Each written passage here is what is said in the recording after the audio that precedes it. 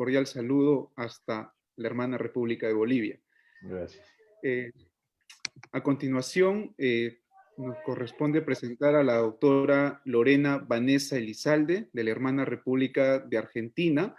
La doctora es profesora en máster de mediación y gestión de conflictos por la Universidad Internacional de Valencia, España.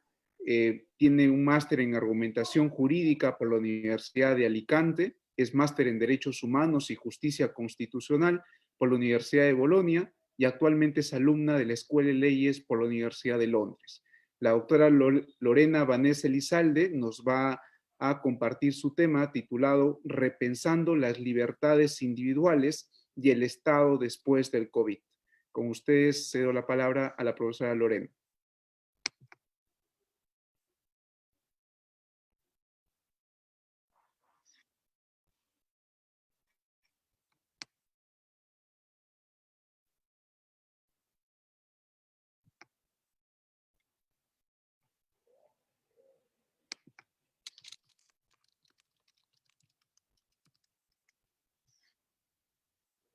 Hola, buenos días a todos, ¿se me escucha bien?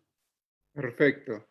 Primeramente, saludarte, querido Juan, muchas gracias por la invitación, felicitar a los profesores que me antecedieron en la palabra y felicitarlos por sus ponencias.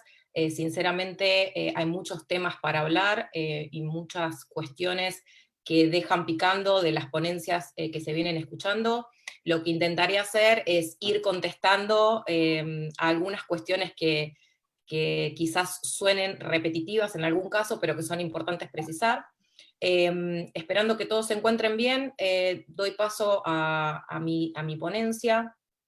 Básicamente, la idea que estuve elaborando es pensar un poco en la situación que estamos atravesando, esta pandemia de COVID-19 y las situaciones que se han venido desarrollando alrededor del mundo y también en Argentina, y tomar en cuenta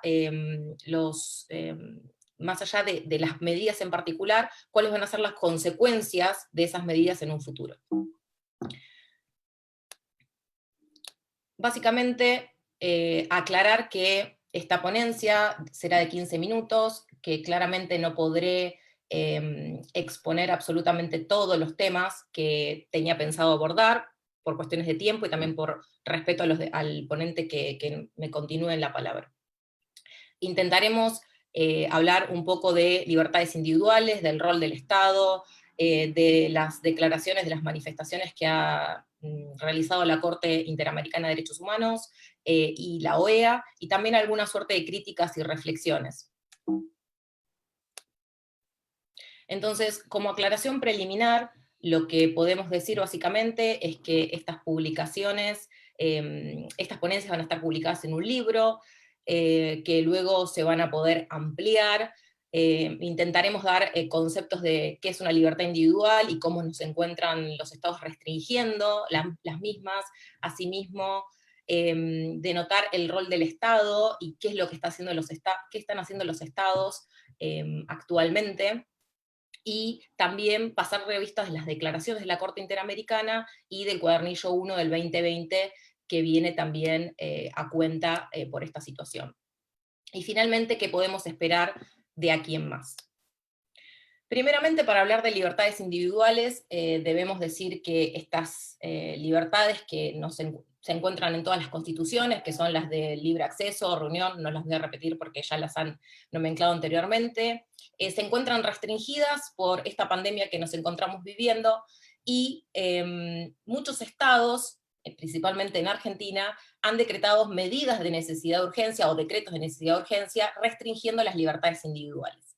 En particular, en Argentina nos encontramos en un estado claramente de emergencia sanitaria, de restricción de libertad ambulatoria, obligatoria y preventiva, y asimismo el poder legislativo no se encuentra funcionando, no se encuentra sesionando. ¿Esto qué quiere decir? Que las medidas han sido decretadas simplemente por el poder ejecutivo. Esto dio como consecuencia un planteo por parte del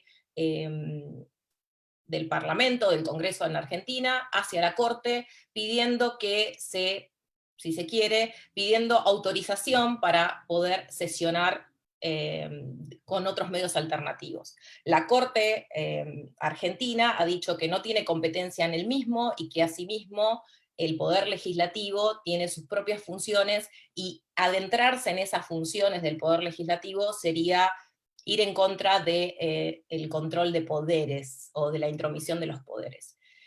A esto ha habido reuniones, tanto académicas como de profesores de Derecho Constitucional, uno que se desarrolló hace muy poco en la UBA, en donde 6 constitucionalistas se pusieron en todo de acuerdo, manifestando que el Poder Legislativo debe comenzar a sesionar, ya que hay un estado de ilegalidad, y asimismo este estado de ilegalidad hace que estas medidas no puedan ser, si se quiere, controladas en un check and balance, y esto es un poco lo que estaban hablando ustedes recién. Esto en punto a cómo se toman las medidas y cómo se controlan.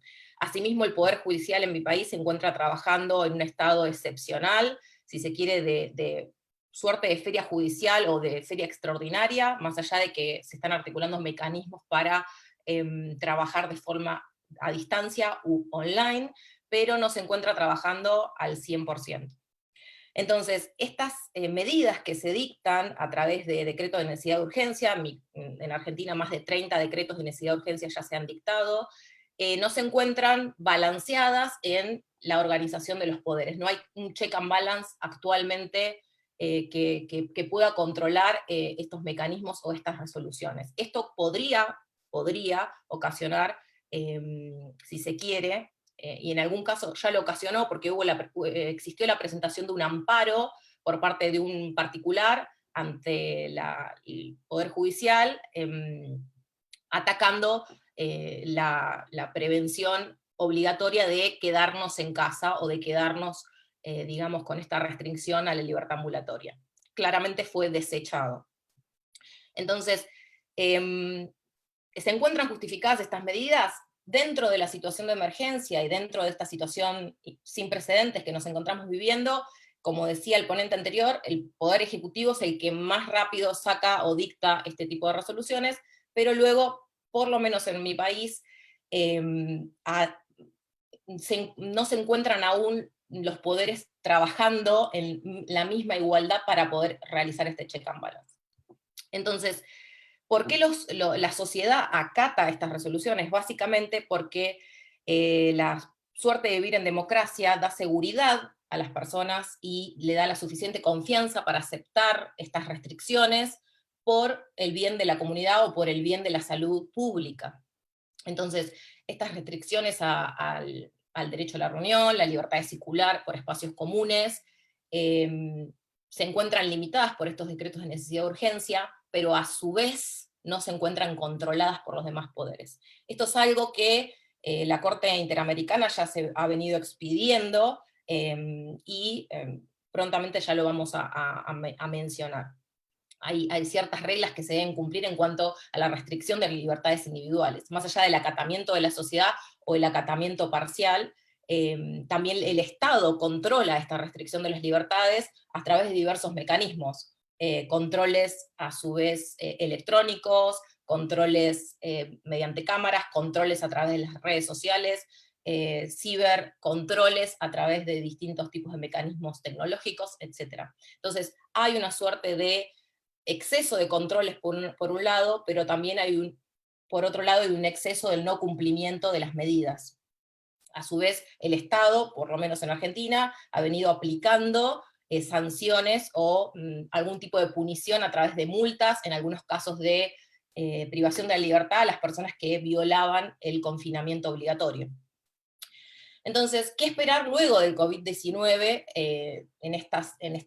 con la restricción de estas libertades? Básicamente, se continuará el límite del control de las libertades y el control de la vida cotidiana, a través, por ejemplo, del uso del barbijo, que hoy en día en Argentina es de uso obligatorio, y a su vez del distanciamiento social. Creo que estas dos medidas van a continuar hasta tanto se descubra una vacuna o se descubra la cura del coronavirus.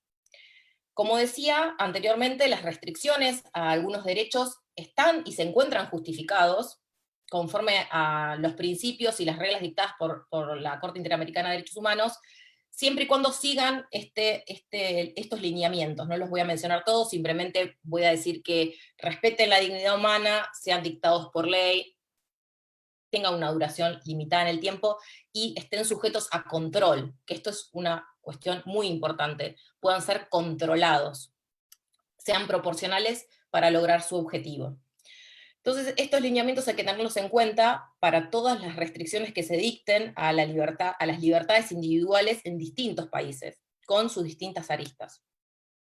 ¿Cuál es el rol del Estado? El rol del Estado creo que está más que claro, cuál es el que debería seguir adelante, que es el de protegernos ante esta pandemia desde muchos aspectos. Por un lado, haciendo respetar la Constitución, continuando, sabiendo que tenemos un ordenamiento jurídico, que tenemos un balance de poderes que se debe respetar, y se deben evitar conductas discriminatorias y antijurídicas.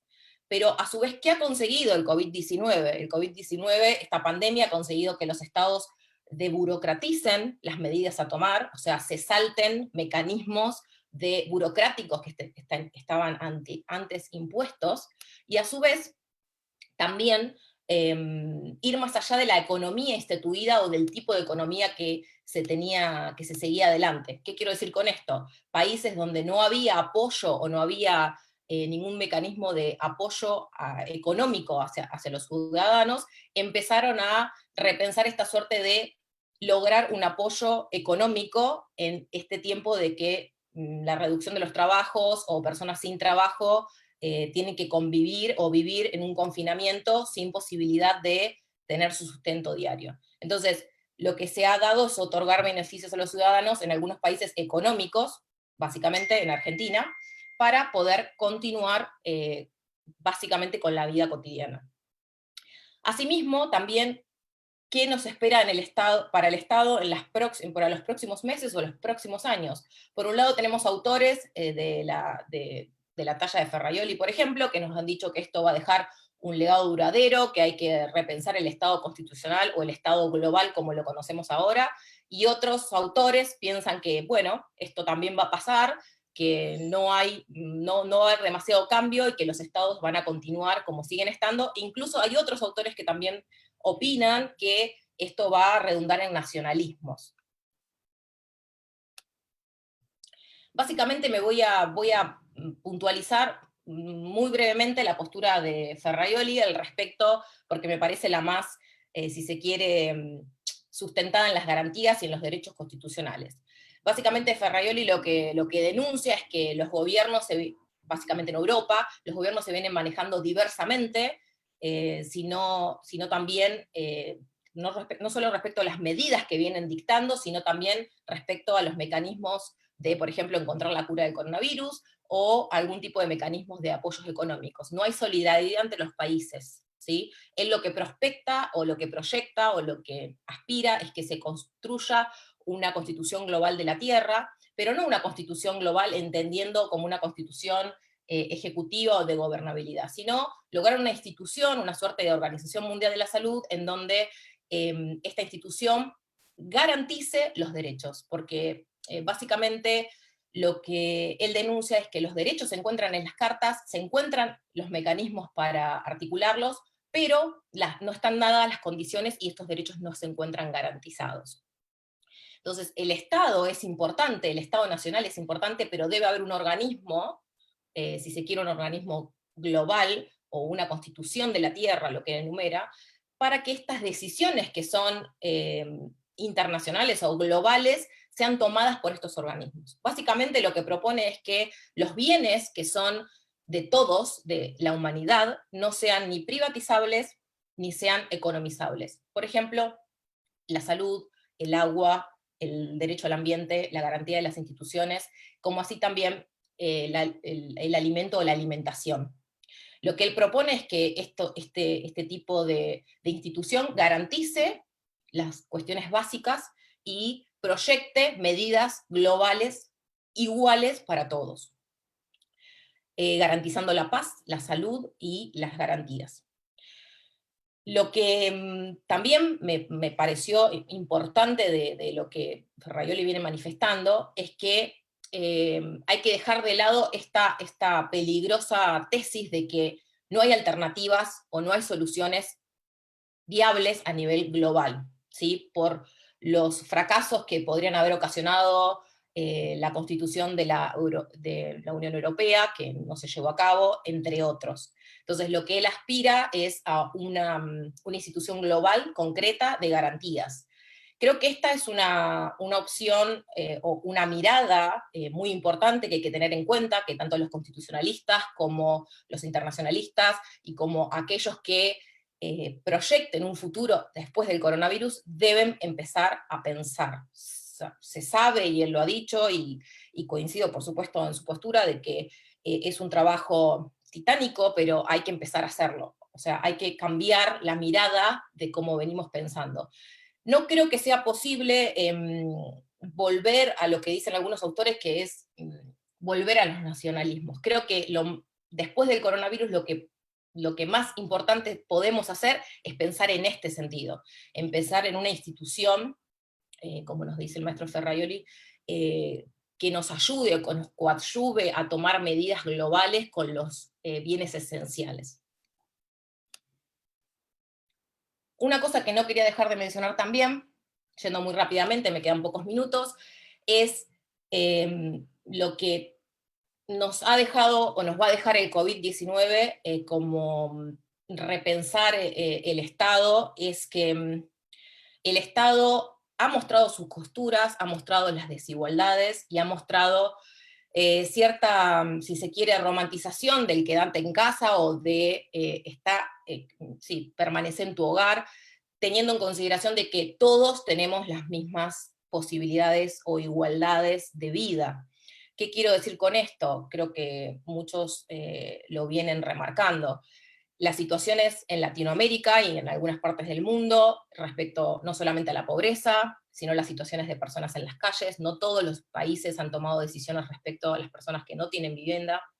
Personas que tienen trabajo informal, que no reciben un salario básico, que no están registradas en el sistema, que no tienen, que viven el día a día, que no tienen para poder pagarse su comida diaria o alimentar a su familia. También otra cuestión que se ha, digamos, pasado por alto por los estados es los casos de violencia de género, donde la mujer sufre violencia de género en su casa y no puede denunciarlo o no tiene mecanismos suficientes para denunciarlos, más allá que en mi país se encuentra trabajando la OVD, que es un organismo de violencia de género que se encuentra a las 24 horas.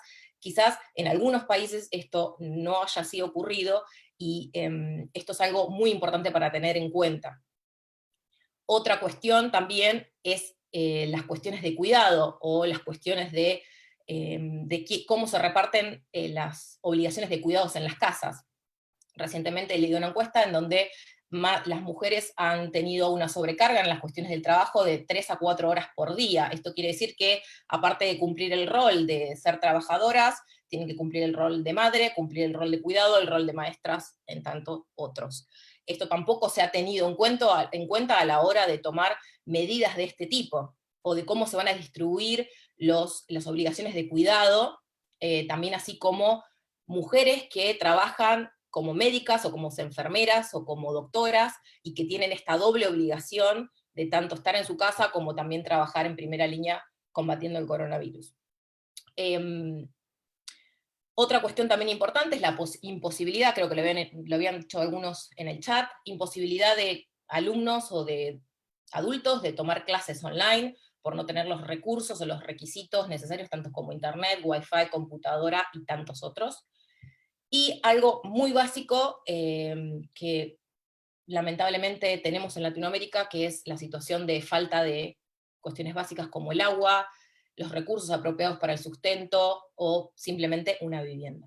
Estas son cuestiones que este COVID-19 ha demostrado, y que muestran de que las medidas, amén de que tengan un fin muy altruista, que es la protección de la salud de todos, no ha tenido en cuenta la protección de los vulnerables, y no ha tenido en cuenta estas cuestiones que son más que importantes, hay que poner de resalto, hay que lograr mecanismos democráticos para proteger no solo a las mujeres, a los niños, a los adultos, sino también a las personas mayores. Recientemente en Argentina se ha dictado un decreto de la Ciudad de Buenos Aires prohibiendo directamente a los adultos mayores de 70 años salir de su casa sin tener posibilidad de salir, solamente por cuestiones excepcionales pidiendo permiso por teléfono. Luego de una suerte de días se hizo una presentación y se ha decretado la inconstitucionalidad de este decreto por parte de la Ciudad de Buenos Aires. Pero ¿qué quiero decir con estas situaciones? No se toma en cuenta las particularidades y la vulnerabilidad que pueden tener las personas mayores en este tipo de situaciones. Voy a saltar las cuestiones de la Corte Interamericana de Derechos Humanos, porque el ponente anterior lo ha resumido muy bien y no quiero ser repetitiva. Básicamente los replanteos. Primeramente, lo que quiero dejar dicho es que debemos replantearnos como mundo, concretamente los mecanismos para evitarla y seguir destruyendo el medio ambiente. Lograr la satisfacción de derechos garantizándolo mediante instituciones que protejan los derechos de los más vulnerables, en especial y en particular, y que controlen la efectividad y el cumplimiento de los derechos. Los estados deben dejar de mirar para adentro, y si no, en vez de mirar para adentro, realizar acciones que en miras de la distribución equitativa de los bienes comunes que poseen, tanto alimentos, agua, entre otros. Hay que repensar también, y esto es muy importante, la instauración de una renta básica universal que permita a todos lograr un nivel de igualdad para la protección de los derechos básicos y de las necesidades básicas que todos necesitamos en el mundo, y que lamentablemente, como también vienen denunciando el maestro Ferraioli, no se encuentra cumpliendo esta distribución de la riqueza. Asimismo, repensar el rol del Estado para pasar de ser simplemente político o de solamente buscar el voto del pueblo, sino también pasar a pensarlo como gestor del bien común. Y cambiar la mirada y repensar a quién tenemos que pagar más, a quién debemos abonar mejores salarios, si a los políticos, a los legisladores, o a los médicos, a los enfermeros, a las maestras y a las personas y profesiones que hoy en día están salvando el mundo. Simplemente todas estas miradas o estas reflexiones son un puntapié, no hay nada dicho aún, es una mirada particular y también de lo que vengo leyendo de los autores que vienen publicando. Les dejo mi correo para las consultas y a disposición, y por favor continúen con el ponente siguiente y con todas nuestras transmisiones que vamos a ir realizando estos días. Muchas gracias por su tiempo.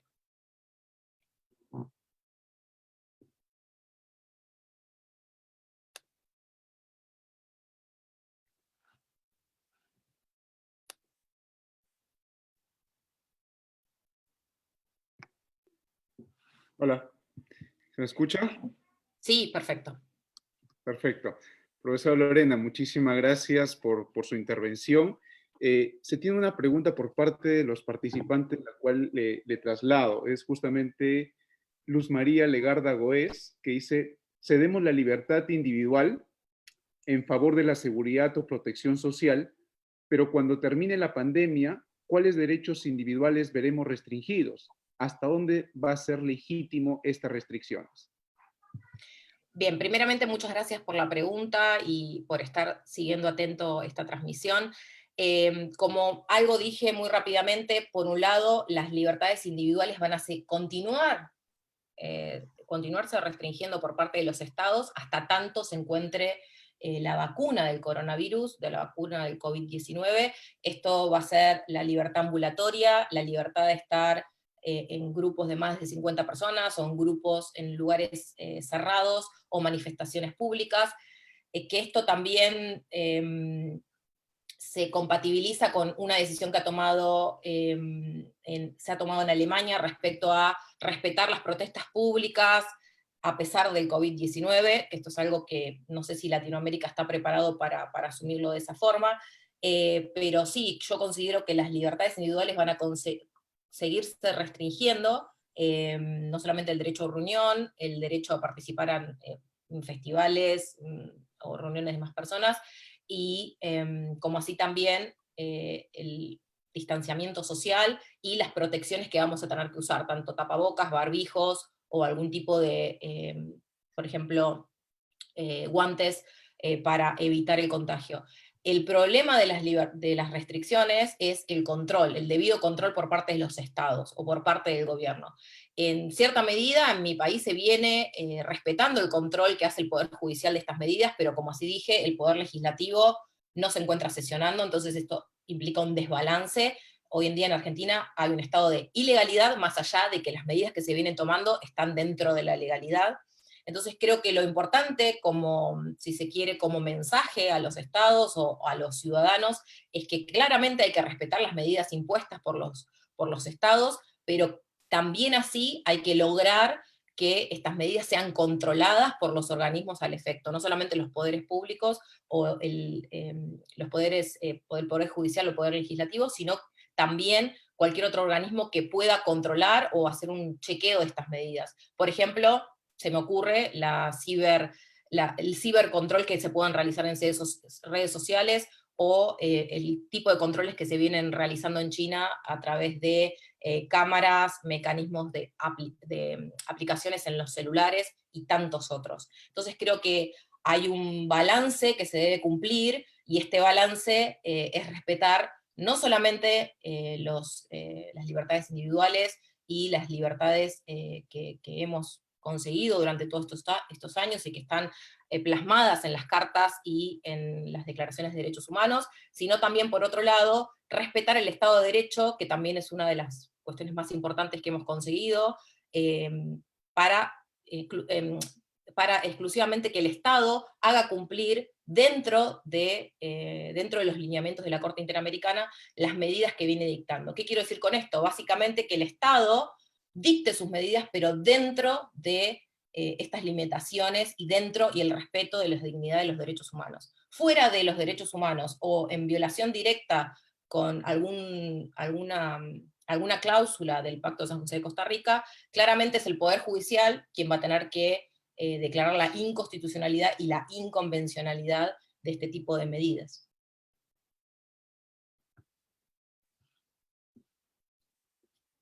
No te escucho. Muchas gracias, profesora Lorena. Gracias por su Gracias. intervención. Ahora es turno del doctor, del